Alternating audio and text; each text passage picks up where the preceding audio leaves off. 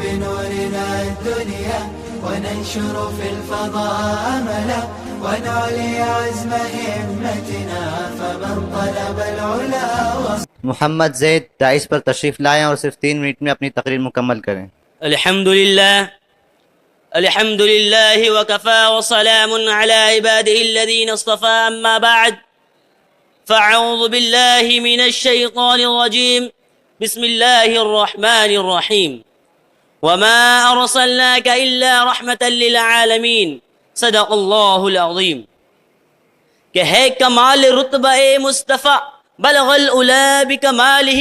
یہ اثر ہے ان کے جمال کا، کشف الدجا بجمالہ، اور کسی ایک ادا کی تو بات کیا، حسنت جمیع خصالہ، اور جس نے خدا کا پتہ دیا، صلو علیہ وآلہ۔ صدر محترم، حاضرین جلسہ، آج کی اس حسین مجلس میں مجھ جیسے بے علم کا کچھ عرض کرنا ایسا ہے جیسا کہ سورج کے سامنے چراغ کا جلانا، لیکن بڑوں کا کہنا مانتے ہوئے اپنی اصلاح کی غرض سے ہمت کر رہا ہوں۔ حضرات، آج میں آپ حضرات کے سامنے اس نبی کا تذکرہ کروں گا جس نبی کا تذکرہ دنیا کے سب سے پہلے انسان حضرت آدم علیہ السلام نے کیا۔ آج میں اس نبی کا تذکرہ کروں گا جس نبی کا تذکرہ آدم ثانی حضرت نوح علیہ السلام نے کیا۔ آج میں اس نبی کا تذکرہ کروں گا جس نبی کا تذکرہ ابراہیم خلیل اللہ نے کیا، جس نبی کا تذکرہ اسماعیل ذبیح اللہ نے کیا، جس نبی کا تذکرہ موسیٰ کلیم اللہ نے کیا۔ آج میں اس نبی کا تذکرہ کروں گا جس نبی کا تذکرہ تمام کے تمام انبیاء کرام علیہ السلام نے کیا، جس نبی کا تذکرہ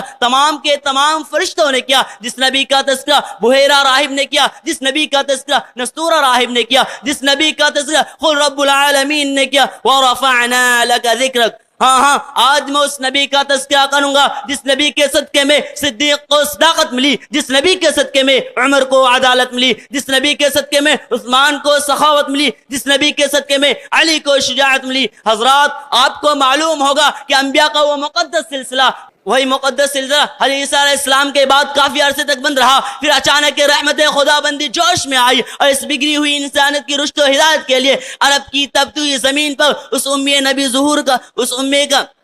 ظہور ہوتا ہے جس کا نام نامی اسم گرامی محمد بن عبداللہ بن عبد المطلب ہے۔ حضرات، وہ ایسے نبی تھے جو سارے جہاں کا درد اپنے دلوں میں سمیٹے ہوئے تھے۔ وہ ذات مقدس نے جو تمام کے تمام ظلم و ستم کے خلاف عالمی بغاوت بلند کیا، وہ ذات مقدس نے جسے سینے سے لگانا چاہیے، پلکوں پہ بیٹھانا چاہیے، وہ لوگ ان کے چاہنے والوں کے ساتھ ظلم کے پہاڑ توڑتے تھے جن کا ذکر کرنے سے رونگٹے کھڑے ہو جاتے ہیں، کلیجہ باہر کو آنے لگتا ہے، مؤخرین کے رک جاتے ہیں۔ چنانچہ حضرت ابوبکر صدیق رضی اللہ عنہ کو وطن کے ہوتے ہوئے بے وطن کر دیا گیا، حضرت عمار بن یاسر کو شہید کر دیا گیا، حضرت خباب کو انگاروں پہ لٹایا گیا، حضرت بلال حبشی کے سینے پر پتھر رکھا گیا، حضرت سمیہ کو چیر دیا گیا۔ مسلمانوں کی یہ خستہ حالت دیکھ کر کفار مکہ کہکہا لگا رہے تھے اور کہہ رہے تھے، اے غیور عربو، تم کیوں اپنے آباء و اجداد کا دین چھوڑ کر ہلاک و برباد ہو رہے ہو؟ تم اب بھی محمد کا ساتھ چھوڑ دو، ہم تم پر سے یہ ساری پابندیاں ہٹا لیں گے۔ لیکن مسلمانوں نے جواب دیا، اے کفار سن لے، ہم حق پا چکے ہیں، ہم انوار محمدی سے فیضیاب ہو چکے ہیں، لہٰذا ہم پتھر سے ٹکرا سکتے ہیں، خون کا دریا بہا سکتے ہیں، آگ کے بستر پر سو سکتے ہیں، بھوک سے تڑپ تڑپ کا دم توڑ سکتے ہیں، لیکن محمد مصطفیٰ صلی اللہ علیہ وسلم کی رسالت کا انکار نہیں کر سکتے۔ آخر میں اس شعر کے ساتھ اپنی تقریر کو ختم کرنا چاہتا ہوں کہ مشکل تھے جو راستے آسان ہو گئے، مشکل تھے جو راستے آسان ہو گئے، دشمن یہ دیکھ کر حیران ہو گئے، رکھا جب میرے نبی نے اس دنیا میں قدم تو پتھر بھی کلمہ پڑھ کر مسلمان ہو